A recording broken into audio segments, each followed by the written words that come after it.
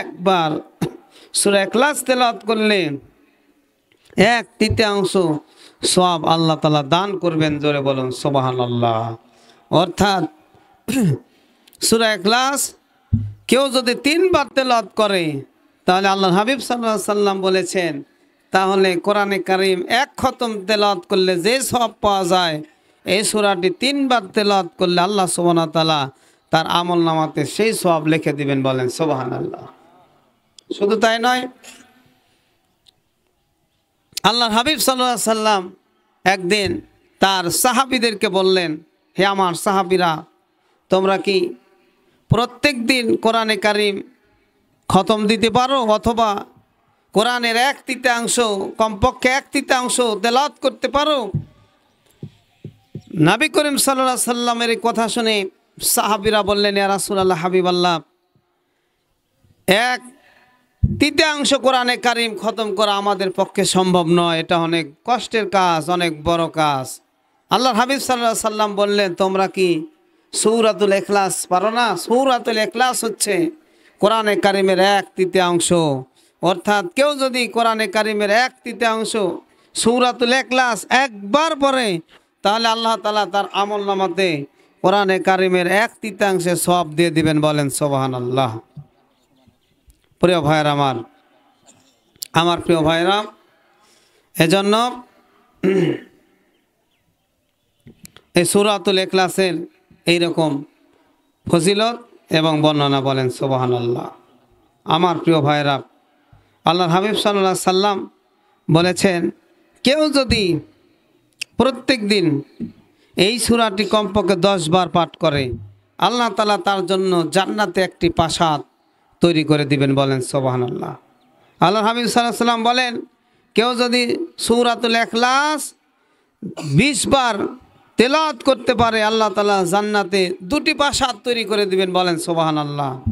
আল্লাহর হাবিব সাল্লাল্লাহু আলাইহি সাল্লাম বললেন, কেউ যদি সূরাতুল ইখলাস 30 বার তেলাওয়াত করতে পারে, আল্লাহ তাআলা জান্নাতে 3টি প্রাসাদ তৈরি করে দিবেন। বলেন সুবহানাল্লাহ। আমার প্রিয় ভাইরা, এই কথা শোনার পরে হযরত ওমর রাদিয়াল্লাহু তাআলা আনহু বললেন, হে আল্লাহর রাসূল, যদি আমার এই চেয়ে বেশি বার পাঠ করি, বেশিরবার তেলাওয়াত করি, তাহলে এর লাভটা কি হবে, ফজিলত কি হবে? আল্লাহর হাবিব সাল্লাল্লাহু আলাইহি সাল্লাম বললেন, যদি এর চাইতে বেশি কেউ তেলাওয়াত করে, তাহলে এর চাইতে বেশি প্রাসাদ আল্লাহ তাআলা তার জন্য তৈরি করে দিবেন। 10 করে আল্লাহ তাআলা তার জন্য বৃদ্ধি করে দিবেন। বলেন সুবহানাল্লাহ। তাহলে ছোট্ট সূরা হলে তার ফজিলতের দিক থেকে এই সূরাটি অনেক মর্যাদাপূর্ণ। বলেন সুবহানাল্লাহ। আমার প্রিয় ভাইরা, আল্লাহ রাসূল সাল্লাল্লাহু আলাইহি সাল্লাম বলছেন, 3টি কাজ এমন রয়েছে যে এইগুলি সম্পাদন করবে, যে লোকটাই 3টা কাজ সম্পাদন করবে, 3টা কাজ করবে, আল্লাহ তাআলা তার জন্য জান্নাতের দরজাগুলো এমনভাবে খুলে দিবে যে জান্নাতের দরজা দিয়ে যেভাবে ইচ্ছা সে সেভাবে প্রবেশ করবে। বলেন সুবহানাল্লাহ। 3টা কাজ যদি কেউ করে, আল্লাহর হাবিব সাল্লাল্লাহু আলাইহি সাল্লাম বলেন, তাহলে ওই ব্যক্তি জান্নাতের দরজা দিয়ে এমনভাবে প্রবেশ করবে তার মন যেভাবে চাবে। বলেন সুবহানাল্লাহ। যেভাবে তার মন চাবে ঠিক সেভাবে সে ওই জান্নাতে প্রবেশ করতে পারবে, এবং সরাসরি আল্লাহ সুবহানাহু ওয়া তাআলা তাকে জান্নাতের হুর দান করবেন। বলেন সুবহানাল্লাহ। নাম্বার 1 হলো, যে ব্যক্তি তার হত্যাকারীকে ক্ষমা করে দেয়। কোনো ব্যক্তি কাউকে হত্যা করেছে, হত্যার পরিবর্তে হত্যা, কিন্তু পরিবার থেকে যদি কেউ ক্ষমা করে দেয়, তাহলে আল্লাহ তাআলা তাকে সবচাইতে উত্তম জাযাটা দান করবেন। এত ফজিলত, হত্যার পরিবর্তে হত্যা যদি না করে কেউ ক্ষমাই করে দেয়, তাহলে আল্লাহ তাআলা তাকে জান্নাত দেবেন। আর ওই জান্নাতে সে ইচ্ছা করবে, যেভাবে ইচ্ছা সেভাবে প্রবেশ করবে, সাথে সাথে আল্লাহ তাআলা তাকে জান্নাতি হুর দান করবেন। প্রাণ খুলে বলেন সুবহানাল্লাহ। নাম্বার 2 হচ্ছে, নিজের গোপনীয় ঋণ যে পরিশোধ করবে, ঋণ আছে, এই ঋণটা ঋণদাতাকে গোপনভাবে কেউ যদি দিয়ে আসে, তাহলে আল্লাহ তাআলা তাকে ওই জান্নাতের নিয়ামত এবং তাকে জান্নাতটা দান করবেন।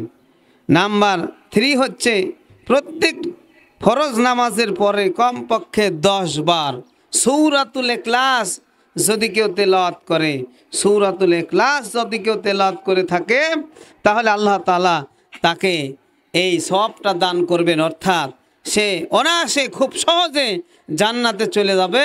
আর জান্নাতে যাওয়ার সাথে সাথে আল্লাহ সুবহানাহু ওয়া তাআলা তাকে জান্নাতে হুর দান করবেন। বলেন সুবহানাল্লাহ। আমার প্রিয় ভাইয়েরা, রব্বুল আলামিন বলেন, আল্লাহ তাআলা বলছেন, লা ইয়াস্তাবি আসহাবুন নারি ওয়া আসহাবুল জান্নাহ, আসহাবুল জান্নাতি হুমুল ফাইজুন। আল্লাহ বলছেন, যারা জাহান্নামে যাবে আর যারা জান্নাতে যাবে তারা সমান হতে পারে না, তারা সমান নয়। যারা জান্নাতে যাবে আর যারা জাহান্নামে যাবে তারা কখনো সমান হতে পারে না, তারা অবশ্যই সমান নয়। রব্বুল আলামিন বলেন, যারা জান্নাতে যাবে তারাই হলো সফলকামী। বলেন সুবহানাল্লাহ। আল্লাহ তাআলা বলেন, ওয়াল্লাযীনা আমানু ওয়া আমিলুস সলিহাতি উলাইকা আসহাবুল জান্নাহ হুম ফিহা খালিদুন।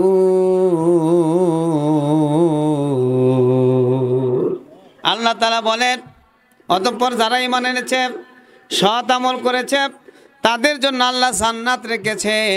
আর ওই জান্নাতে তারা চিরকাল থাকবে, কখনোই জান্নাত থেকে বের হবে না। এজন্য সে জান্নাতে যাওয়ার জন্য আমাদেরকে ছোট্ট একটি সূরা, শুধুমাত্র সূরা ইখলাসের যদি কেউ আমল করে, আমার আল্লাহর দয়ার ভান্ডারে শেষ নাই, আল্লাহর দয়ার শেষ নাই। শুধুমাত্র একটি ছোট্ট সূরা আল ইখলাসের আমল করলে আল্লাহ খুশি হয়ে তাকে সেই জান্নাতটা দান করবে।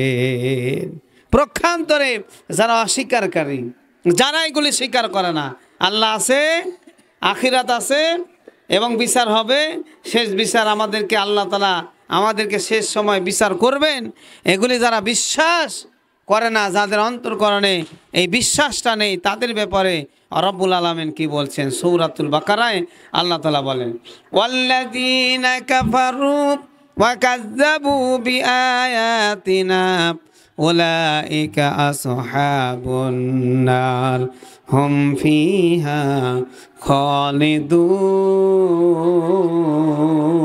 খালিদুন। আল্লাহ তাআলা বলেন, যারা আল্লাহর সাথে কুফরি করেছে, যারা আল্লাহকে অস্বীকার করেছে, আর আল্লাহর বিষয়গুলি যারা মিথ্যা প্রতিপন্ন করেছেন, আল্লাহর দেওয়া নিদর্শনগুলিকে যারা মিথ্যা প্রতিপন্ন করেছে, তারা ওই জাহান্নামে যাবে। আর ওই জাহান্নামে তারা চিরকাল থাকবে, জাহান্নাম থেকে কখনো বের হতে পারবে না। তাহলে আমাদেরকে এমন কাজ করতে হবে দুনিয়াতে, যাতে করে আল্লাহ তাআলা আমাদেরকে সেই নিয়ামতপূর্ণ জান্নাতটাই দান করেন। আমার প্রিয় ভাইরা, এজন্য ছোট্ট একটি সূরার মধ্যে অনেকগুলি ফজিলত আল্লাহ তাআলা দান করেছেন। এই সূরা ইখলাস যারা পড়বে, আল্লাহর হাবিব সাল্লাল্লাহু আলাইহি সাল্লাম বলেন, আল্লাহর হাবিব সাল্লাল্লাহু আলাইহি সাল্লাম বললেন, এই সূরা ইখলাসের আমল করবে। আম্মাজান হযরত আয়েশা রাদিয়াল্লাহু তাআলা আনহাকে আল্লাহর হাবিব সাল্লাল্লাহু আলাইহি সাল্লাম সূরা ইখলাসের আমল করতে বললেন। আল্লাহর হাবিব সাল্লাল্লাহু আলাইহি সাল্লাম বললেন, আয়েশা রে, সূরা ইখলাস তেলাওয়াত করো। হযরত আয়েশা রাদিয়াল্লাহু তাআলা আনহু বললেন, ইয়া রাসূলুল্লাহ, বুঝতে পারলাম না। আল্লাহর হাবিব সাল্লাল্লাহু আলাইহি সাল্লাম বললেন, কেউ যদি দুষ্ট জিন থেকে মুক্তি পেতে চায়, কেউ যদি কোনো সমস্যা থেকে মুক্তি পেতে চায়, তাহলে যেন সে সকালে সূরাতুল ইখলাস 3 বার, সূরা ফালাক 3 বার, সূরা নাস 3 বার তেলাওয়াত করে। বলেন সুবহানাল্লাহ।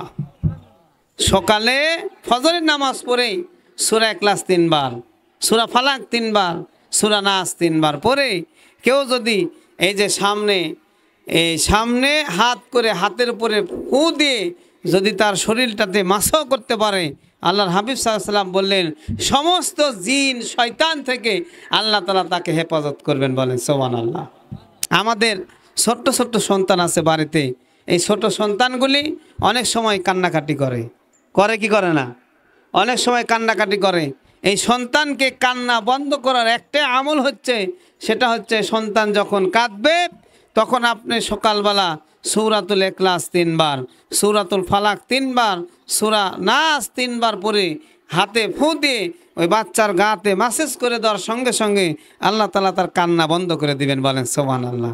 আল্লাহ হাবিব সাল্লাল্লাহু আলাইহি ওয়াসাল্লাম বললেন, যদি তোমরা তোমাদের সমস্যা থেকে মুক্তি পেতে চাও তাহলে সকালে সূরাতুল ফাতিহা, সূরাতুল ইখলাস 3 বার, সূরাতুল ফালাক 3 বার, সূরাতুন নাস 3 বার পরে সামনে ফুঁক দিবে। আবার মাগরিবের সালাত শেষ করে সূরাতুল ইখলাস 3 বার, সূরাতুল ফালাক 3 বার, সূরাতুন নাস 3 বার। বলেন সুবহানাল্লাহ। এই আমল করার সাথে সাথে সমস্ত দুষ্ট জিন, সমস্ত শয়তান থেকে আল্লাহ আপনাকে হেফাজত করবেন। আমার প্রিয় ভাইয়েরা, আল্লাহ হাবিব সাল্লাল্লাহু আলাইহি ওয়াসাল্লামকে এক সময় বিচ্ছু পোকা কামড়ে দিয়েছেন। নবীজি বললেন, এমন পোকা সে নবীকেও চেনে না। বলেন সুবহানাল্লাহ। পোকা তো নবীকেও চেনে না, বুঝতে পারে না। ইন দ্য মিন টাইম নবীজি তার প্রিয়তম স্ত্রীকে ডাক দিলেন আর বললেন, আয়েশা রে, পানি গরম করো, তার সাথে লবণ দাও এবং তুমি সূরাতুল ফাতিহা নবীজি নিজেই পড়ছিলেন আর আম্মাজান আয়েশা রাদিয়াল্লাহু তাআলা আনহা ওই পানিটা ঢেলে ঢেলে দিচ্ছিলেন। এবার আয়েশা রাদিয়াল্লাহু তাআলা আনহা বললেন, ইয়া রাসূলুল্লাহ, হাবিব আল্লাহ, আপনি তো শুধুমাত্র সূরা বলার সাথে সাথে আপনার এই রোগটা ভালো হয়ে যাবে, আপনার বিষক্রিয়াটা ভালো হয়ে যাবে, আপনি সেখানে পানির কথা বললেন কেন? আল্লাহর হাবিব সাল্লাল্লাহু আলাইহি ওয়াসাল্লাম বললেন, এই পানিটা এবং লবণটা দেওয়া হচ্ছে একটা সুন্নাত। বলেন সুবহানাল্লাহ। জোরে বলেন সুবহানাল্লাহ।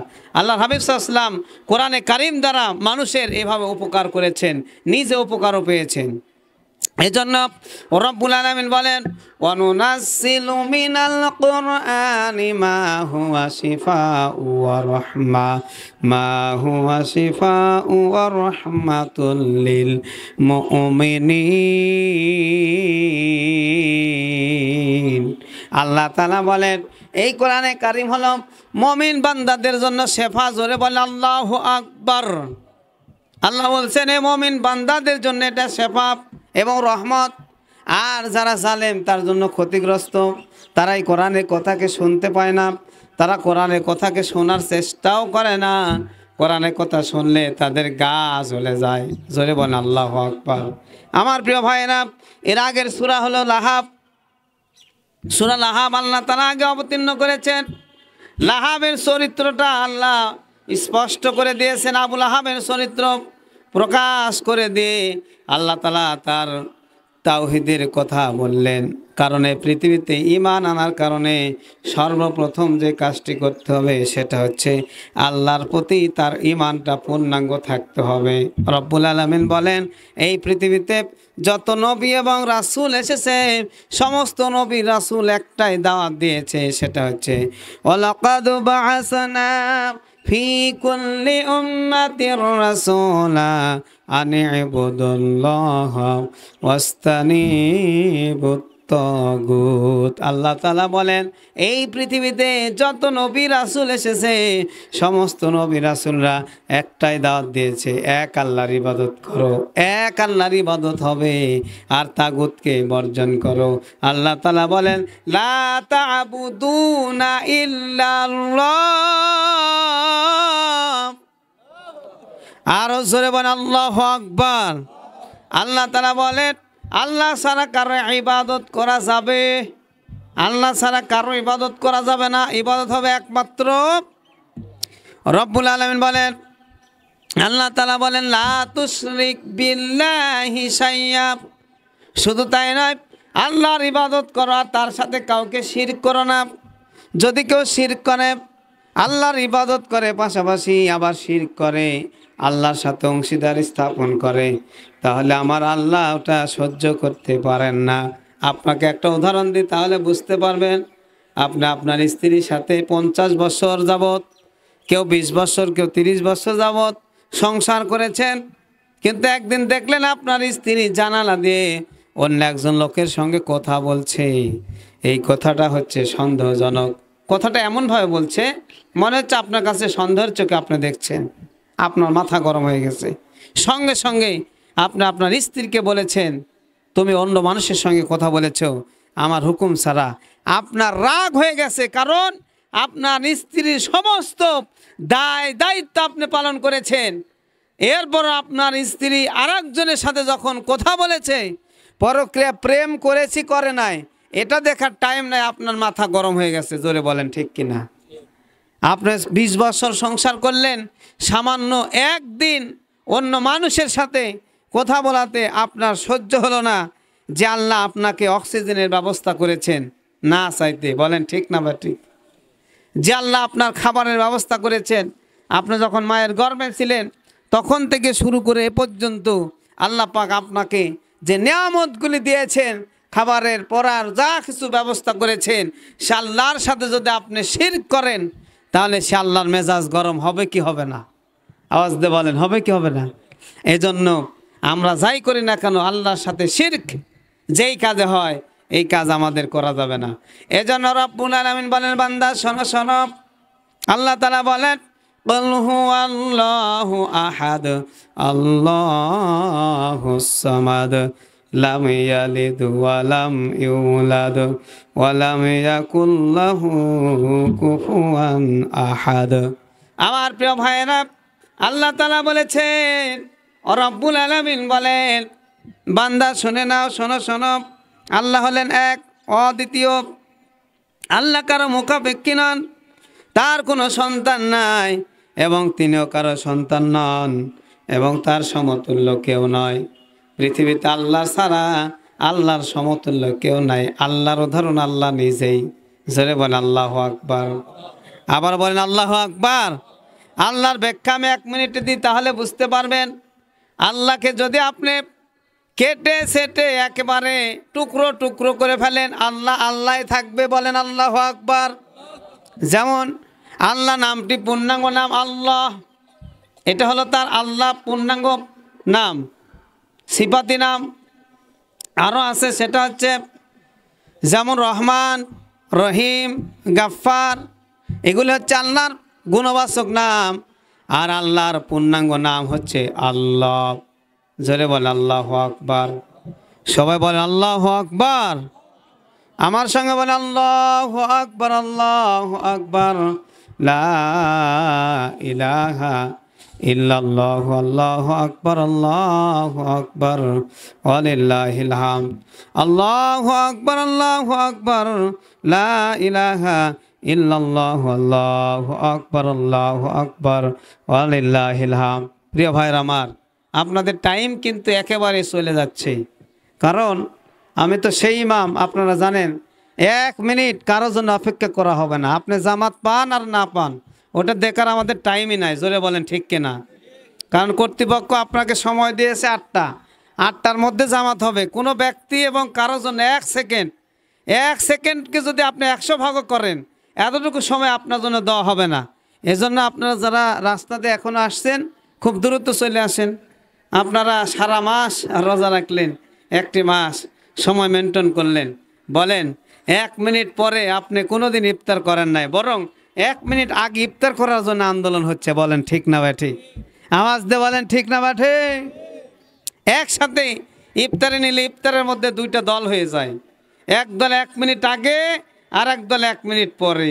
ওই যারা 1 মিনিট আগে করে তাদেরকে যদি আপনি পিটায় শহীদ করে দেন, তারপরে সে বলবে যে ওই সময়ই করব। জোরে বলেন ঠিক না ব্যাঠি?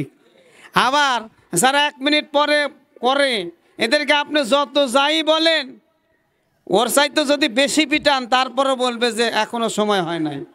কি বলেন ঠিক না বা ঠিক? এত সময়, গুরুত্বপূর্ণ একটি সময় মেনটেন করে আপনারা রোজা রাখলেন। আর ঈদগাহ মাঠে আসতে আপনাদের প্রত্যেক বছরই আমি লক্ষ্য করে দেখেছি, টাইম দেওয়ার পর আপনারা টাইম মতো আসতে পারেন না। আমাদের নামাজ হয়ে যায়, 1 শ্রেণীর মুসল্লি দৌড়াতেই থাকে। আসলে এরা কি শেষ পর্যন্ত দৌড়াবে নাকি আল্লাহ ভালো জানে। জোরে বলেন ঠিক কিনা? একদল জান্নাতে চলেই যাচ্ছে আর ওরা দৌড়াচ্ছেই।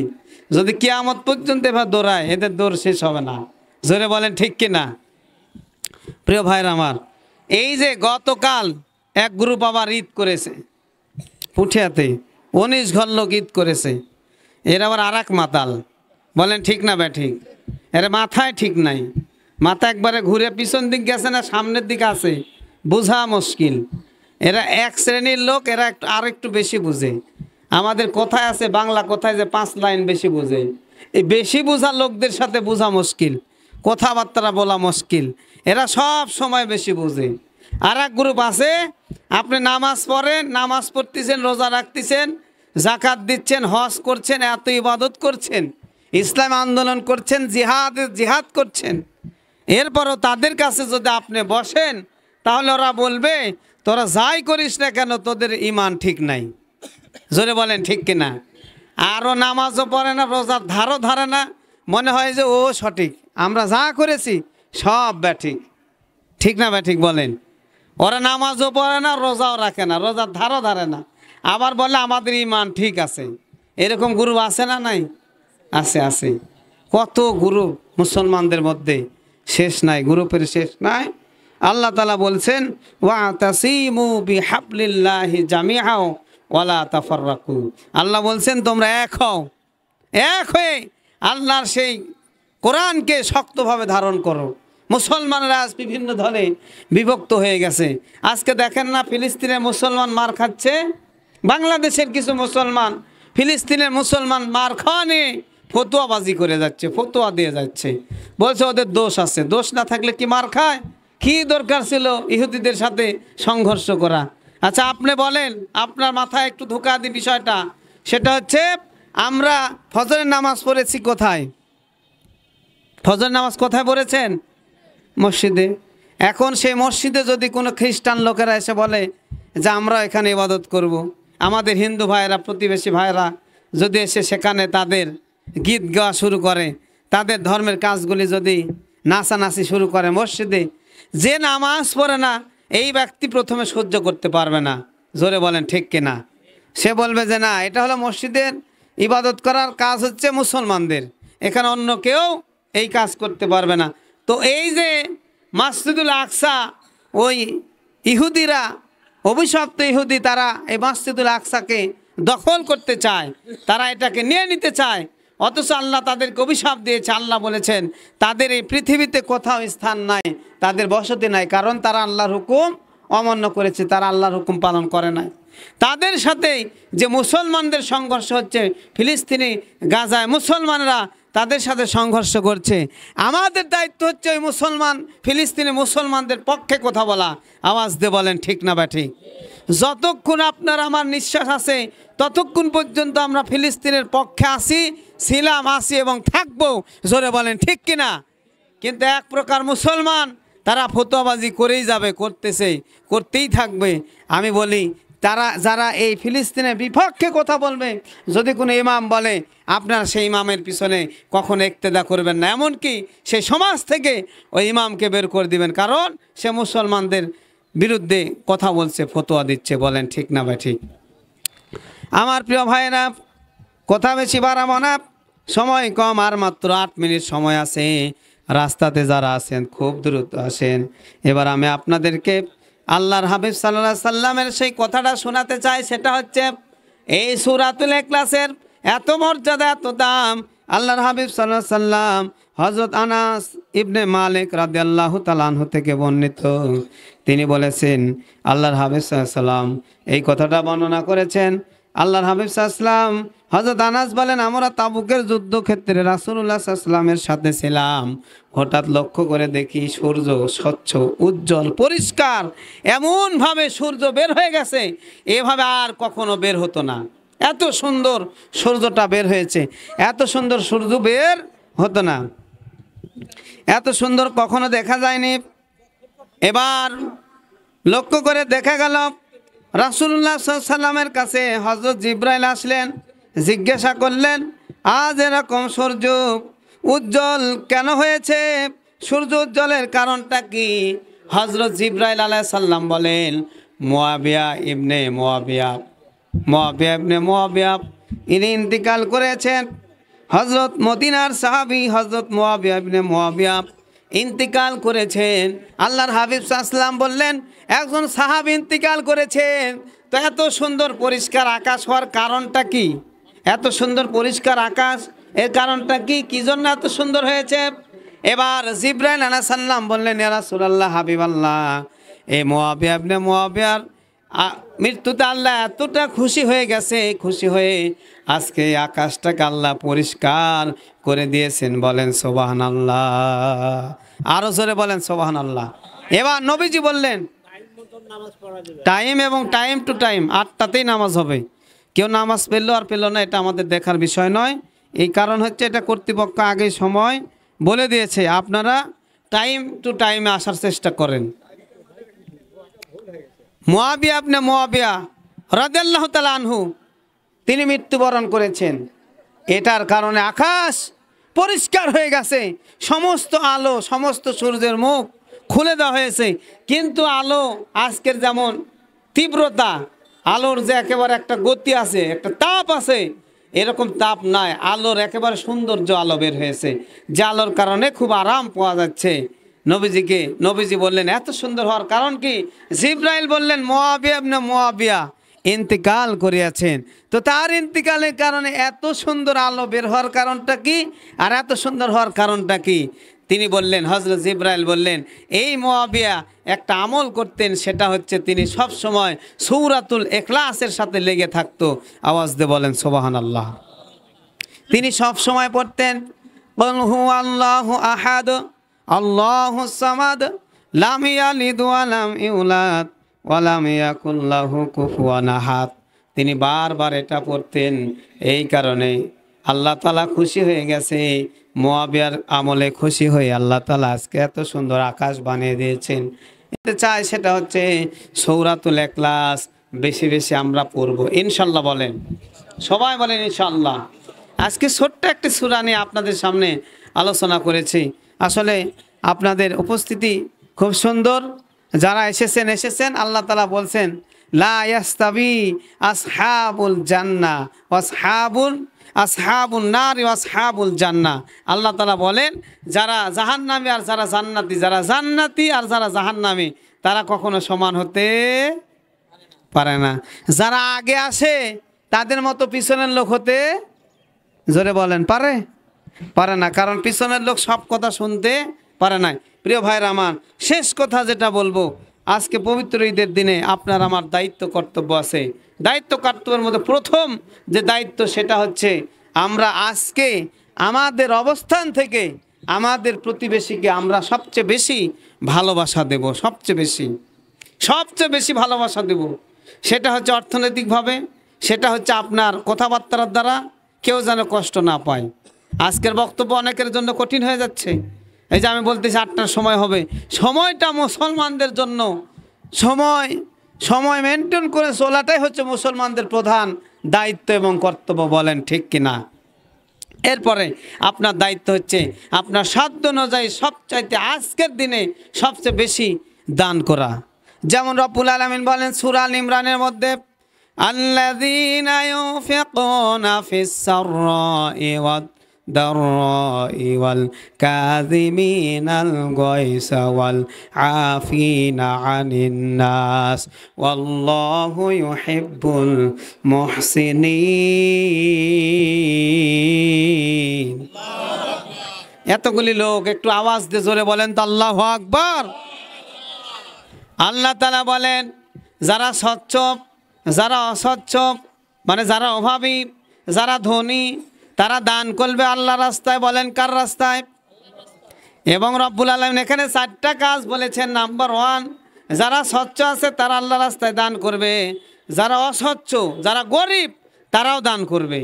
এরপরে 3 নাম্বার, যার রাগ বেশি, এই দিনে সে রাগ কমিয়ে দেবে, মানুষের সাথে রাগ করবে না।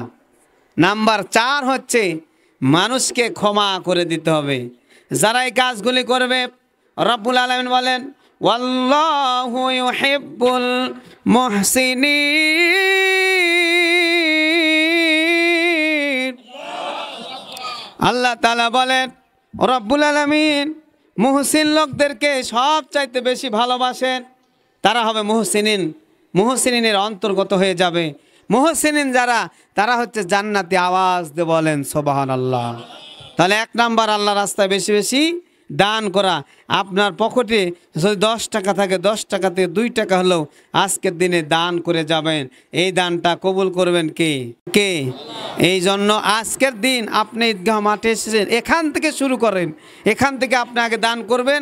বাড়ি থেকে আপনার যারা প্রতিবেশী আছে সবাইকে আপনি কিছু না কিছু দান করবেন, কিছু না কিছু দিবেন, গিফট করবেন।